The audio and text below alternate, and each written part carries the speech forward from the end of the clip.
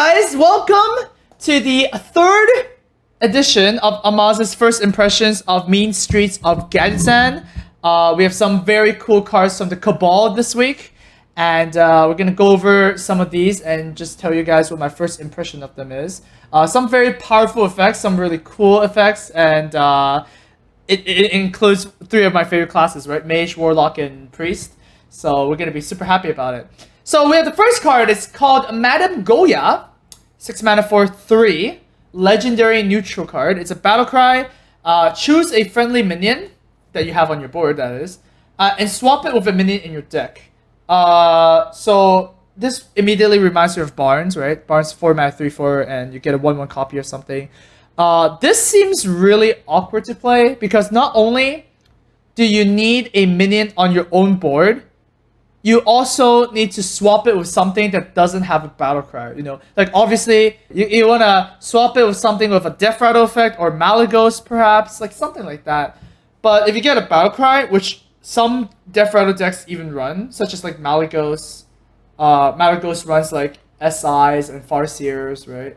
And then you have your N'Zoth Warriors. They also run freaking N'Zoth, which is a battle cry. You don't really want to pull it out. Makes this card a little bit awkward. Another way you can look at this card is maybe you want to shuffle back a card that you played already into the deck so that you can replay it. So for example, you played N'Zoth, you can play Madam Goya and shuffle it back into your deck and you can play it later. Oh my god, so good value, right? But then I asked, like, why don't you just run UFO Brewmaster? Right? Like, why not?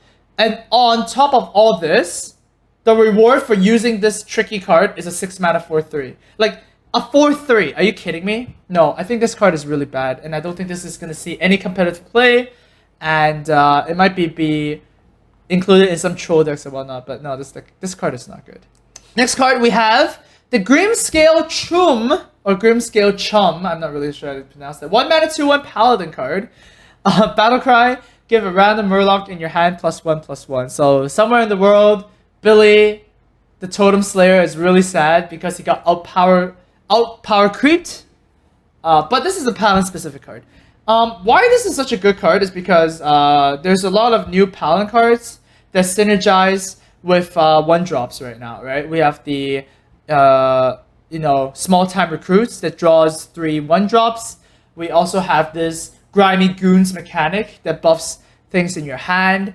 And this is a 1 mana card, so you can play it really often. Your deck is really consistent, and you can just aggro out your opponent really fast. So I'd say this is a pretty good card, and you just need to find a few more Murlocs to be playable in the Paladin deck to make this good. Like 1 mana 2/1 is fine, right? And with all the 1 mana 2/1s that were good being nerfed, such as Abusive and Leper Gnome, this might actually find its way into the aggro Paladin ones. I don't think this is a good card for the Anyfin Murloc, but there are a lot of Murlocs that got released, so maybe just the Murloc Paladin would be good. Well, it remains to be seen. Alright, Tanaris Hogchopper. This is a little cycle of 3 cards with all the kobolds or quillboars, I guess, riding motorcycles. You know, card games on motorcycles. This is all what we've been waiting for. So Tanaris Hogchopper is a 4 mana 4/4 that has charge if your opponent's hand is empty. It's not going to see play at all in Constructed, right? I mean, a 4 mana 4/4 charge is not really that exciting. I mean, it's exciting if it always has charge, but the fact that it doesn't have charge like 80%, 99% of the time, and it's a 4 mana 4/4 with no text makes it just terrible. You might as well just play something that, you know, sometimes has charge and you can just RNG it, such as the oh my god, Argent Horse thing, the Armored Warhorse. Yeah, that's yeah. You might as well play Armored Warhorse, right? It's a 5/3 that has charge like 50% of the time. If it joust, it's probably not gonna work. So pure arena card, I guess. And in arena, you probably still don't want to play this. It's like a filler. So if you need a 4-drop, then just pick this. If not, well, terrible. The next one is a Spiked Hogrider in the same cycle. 5 mana 5/5 and battle cry. If an enemy minion has taunt, you gain charge. Now this is a much better card than the last one because it's a 5 mana 5/5. Now 5 mana 5/5s are much better than 4 mana 4/4s because, well, 5 health, we know it's good, and 5 attack is also good. There's a lot of minions with 5 health that you can kill with 5 attack, and also 5 health dodges a lot of removals. So, you know, maybe you run down your opponent's taunt minions and just go more face. This is a little bit better, but I still don't think you include this in Constructed, because in Constructed, you don't play a lot of taunt minions, right? It's not really a thing, unless they print something like a Belcher level of card. This is not going to be that good.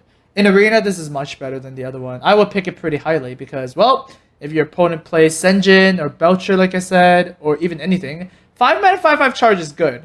And of course, the fail case is this is a 5 mana 5/5, which is completely fine. So this is okay. And now we got the biggest one in the cycle. It's the Leatherclad Hogleader, 6 mana 6/6 battle cry. If your opponent has 6 or more cards in your hand, gain charge as well. So very similar to the other ones. Now this is a very exciting card for Arena because you're playing 6 mana 6/6, which is fine, right? Another card that you play that's the 6 mana 6/6 would be the Draconard Crusher, right? 6 mana 6/6 that sometimes turn into a 9/9. It's good enough for its value. But if you can actually make this charge, that's insane. That is actually insane. In Constructed, I still don't see this happening because, well, if this ever gets popular in decks, control decks are just going to play around this by not having 6 cards, right? And when you play 6 mana 6/6 with no text, you're going to be really sad. And this is also a really bad card against aggro and mid-range, right? Imagine you're playing against Shaman and you have this card, right? It's a 6 mana 6/6 that doesn't have taunt, doesn't clear board, doesn't do anything. Very bad. So pretty sure all these riders are unplayable in Constructed and range from bad to good in Arena. So this card is not good in a mill deck because when you're playing a mill deck, you don't want conditional cards. You want cards that always remove your opponent's creatures or always draw cards or force your opponents to draw cards. This is neither of those. It's sometimes works, sometimes doesn't, and it's a 6 mana card. Fatigue decks do not want to run 6 mana cards. Sorry. Alright, the next card is called Mage Wrath. It's basically a mage version of Demon Wrath that deals 2 damage to all minions. It doesn't matter if they're demons or whatever, it's just basically 3 mana deal 2. Now, compared to Consecration, this is pretty good deal, right? Of course, you have to play around this dealing damage to your own minions, but, I mean, we can do that fine, right? I mean, this is a 3 mana AoE spell, which is insane. That is insane. Nuts, nuts, nuts, nuts, nuts. This is probably going to find its way into not Temple Mage, because Temple Mage doesn't want this card, right? You want spells to deal damage to your opponent's face all the time. And that deck also runs a lot of 3/2s, and sometimes it gets stuck in your hand. It will be seeing play in the new Reno Mages that we see the Cabal theme has, and, you know, maybe even a Control Mage. Well, who knows? There is a Control Mage. For Freeze Mage, this might be a bit too slow, as in, like, the effect is not good enough. You usually just want Flame Strike to deal 4, because 4 is like a really good number against Zoo, against your Shamans. Like 4 damage just clears everything, right? So more of a Reno Mage card, more of a Control Mage card, yeah, something like that. But really good card. All right, and the Tri-Class card for the Cabals is called the Cabal Chemist at common, 4 mana 3/3. You can play this in either Warlock, Priest, or Mage. And it has Battlecry, add a random potion to your hand. Now, we already know most of the potions. We might see new potions come up. But most of the potions are super good cards, right? We've got the 2 board clear potions from Priest and Warlock that deals 5 to everything. There's a Mage that deals 2 to everything. There's the Pint-Sized Potion.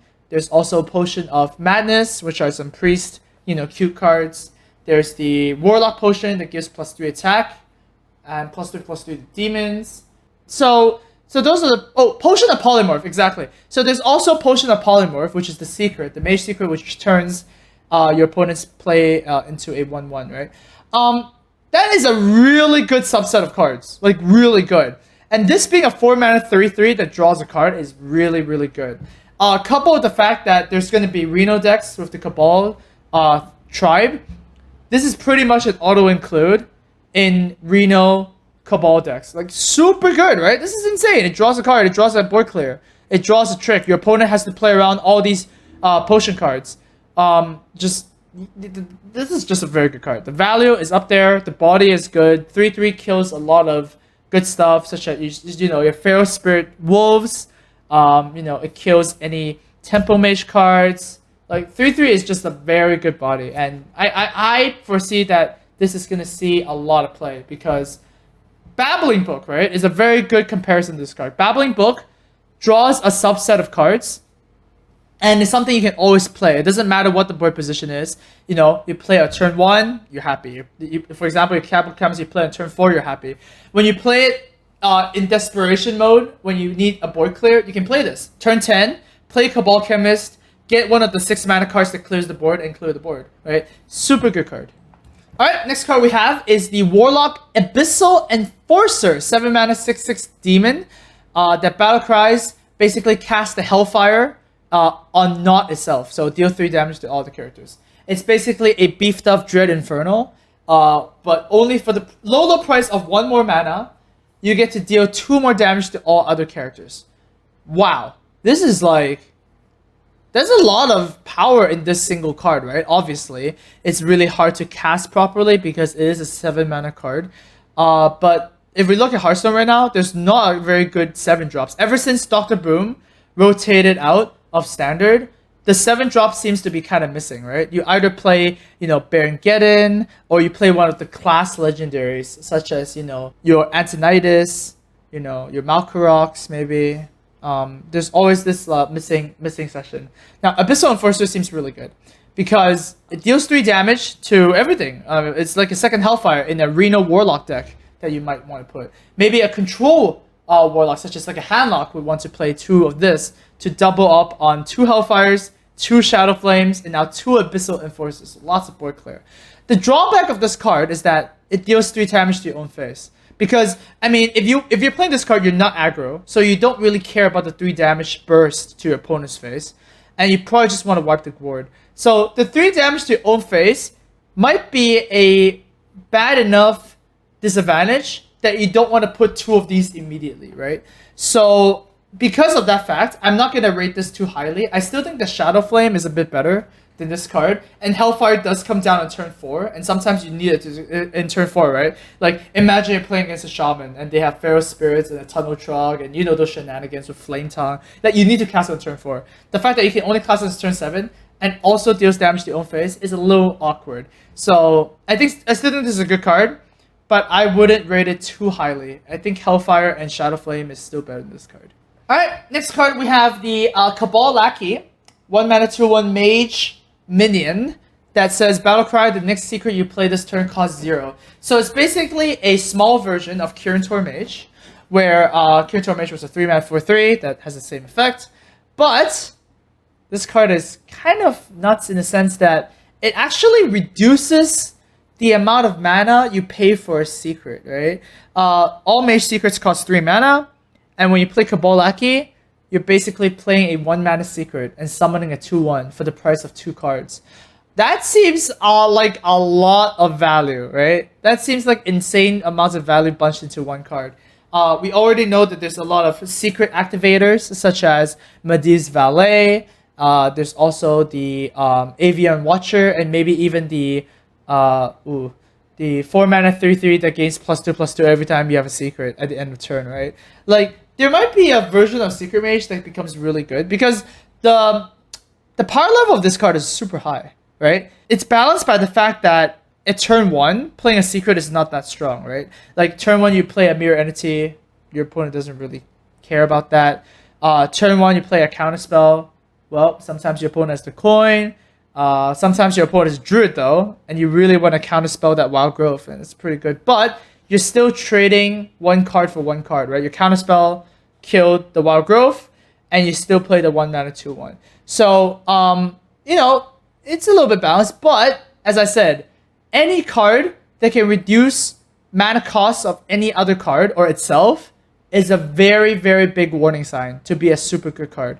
So I'm going to rate this really highly in the first impression, and I think this is going to be good. Inkmaster Solia is the Mage legendary of this set. It's a 7 mana 5/5. Reno card only, because it says if your deck has no duplicates, the next spell you cast this turn costs 0. So you can only play in Reno decks, which makes it more balanced. But this card is like really out. It's like the power level is out of the charts, right? It's insane. Like this card immediately reminds me of Ancient of Lore, right? The old one. Ancient of Lore used to read 7 mana 5/5, draw 2 cards. And that was just the easiest auto include in every single Druid deck. Like, it doesn't matter what Druid you're playing. You can play Beast Druid, Zoo deck. You can play super aggro tokens. You can play control. You can play mid-range. Like, it doesn't matter. Because Ancient of Lore drawing 2 cards is insane. Inkmaster is very close to Ancient of Lore because you play Inkmaster Solia, you get an Arcane, you play Arcane Intellect for free, and that's Ancient of Lore. That is the medium effect. That is just normal effect. What happens if you play Inkmaster Solia and you play Kabbalist Tome? You play Firelands Portal, you play Flamestrike Pyroblast, those kind of stuff.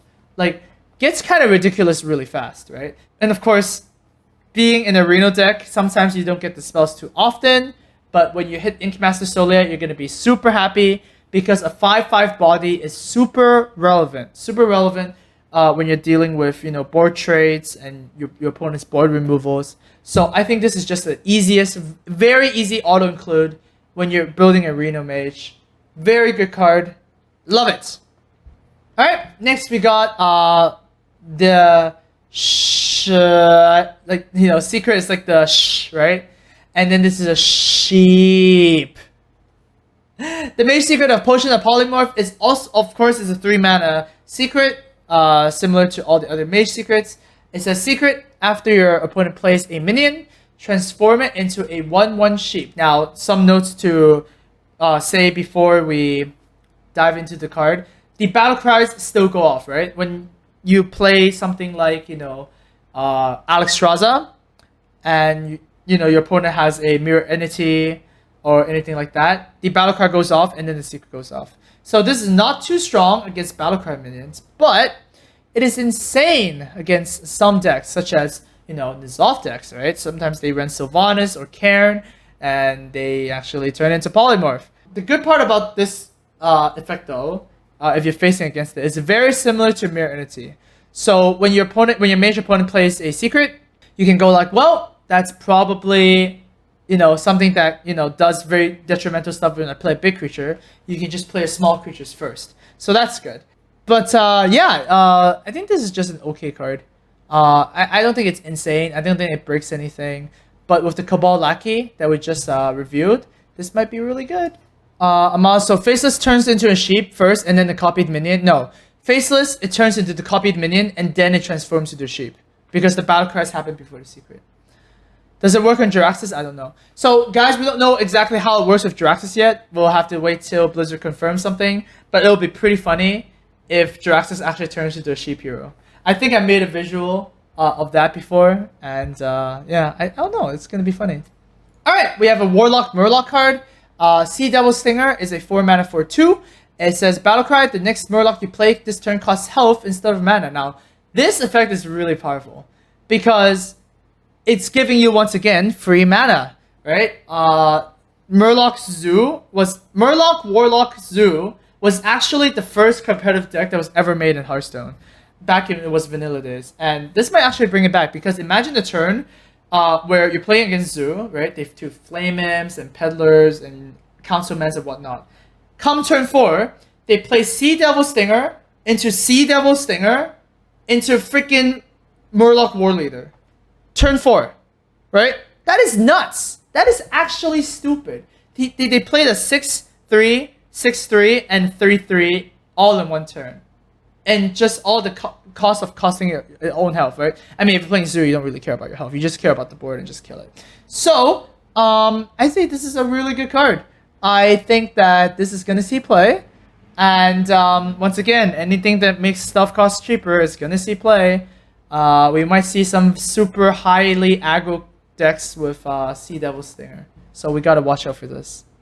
Bomb Squad is a card, very cutesy card. 5 mana 2/2 Battlecry. Deals 5 damage to an enemy minion. So reminds me of Bomb Lobber immediately. But you get to choose which minion you do. So it's not a random effect. However, there is a Death Rattle effect. It deals 5 damage to your own hero. Now, the first thing that comes to mind, obviously, is that it is a Sylvanas counter, right? You put Bomb Squad and Sylvanas kills it, your opponent steals the Bomb Squad, and then when you kill it, it deals 5 damage to their hero instead, right? So that's kind of cute.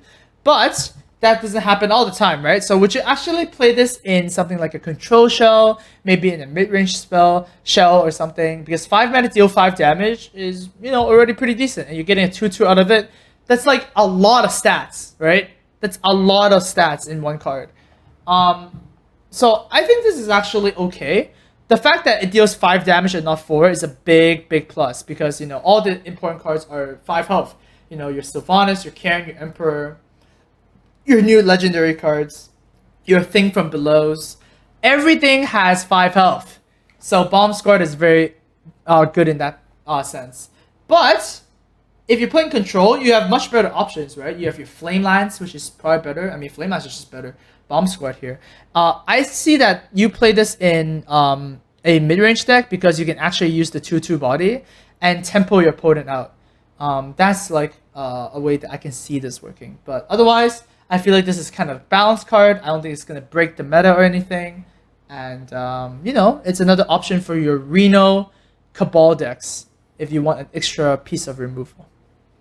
Backstreet Leper. Oh baby, it's a 3 mana 3/1. Death Rattle deal 2 damage to the enemy hero. So it's basically a beefed up Leper Gnome. A lot of people think this card is really bad at first glance because, it doesn't charge the face. It's like pretty bad and whatnot. I actually think that this is actually not a bad card because think of it this way, right? When you're playing Face Hunter and you're playing Wolf Riders, right? Wolf Rider usually goes face. And then you basically deal 3 damage and get a 3/1, right? This is not too far off from being a Wolf Rider. This is a 3 mana 3/1 that deals 2 damage to your opponent's face as a charge, right? Because when it dies, it deals 2 damage. Obviously, it's not that good when your opponent can deal with it, such as like a sap or an entomb, or even silence it, or heal, like draw a heal and then kill it or something like that. There's a lot of different ways that this is not exactly your Wolf Rider.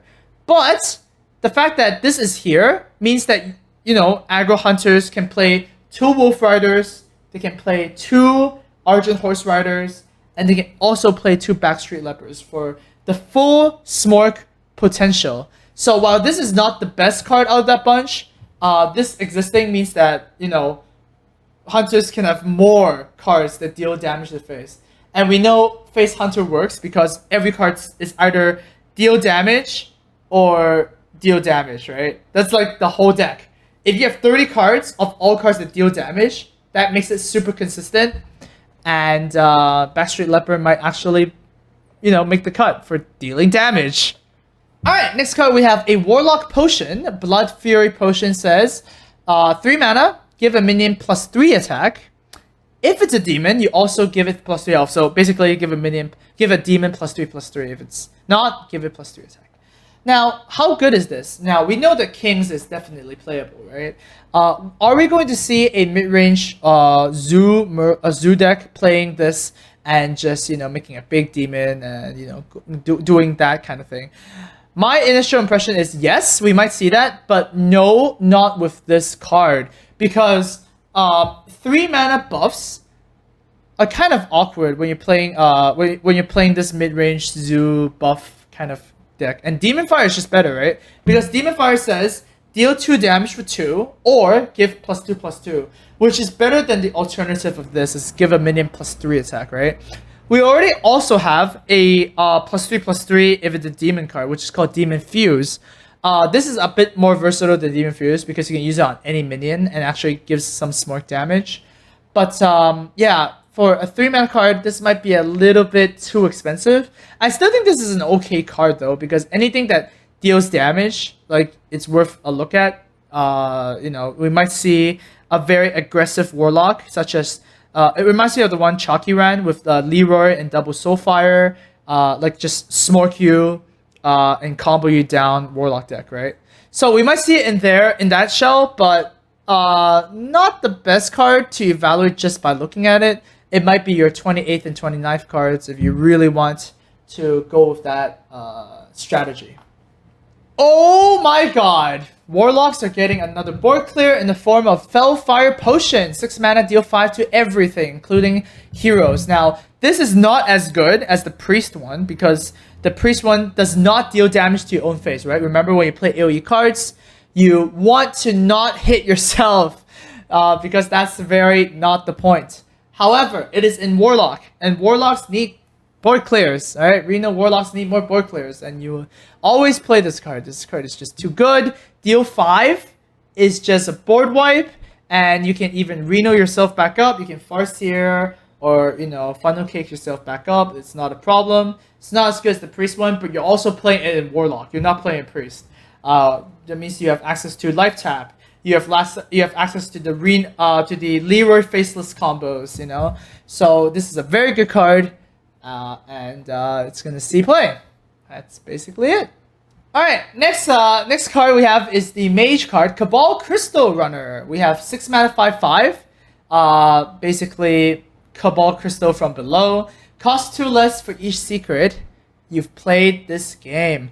Yeah, any card that has reduction on mana is gonna be really good. I mean, I do not look forward to Secret Mages, you know, playing free 5/5s at whatever turn, because they've just played secrets earlier. Like, this card is so good. It's like insane power level, right?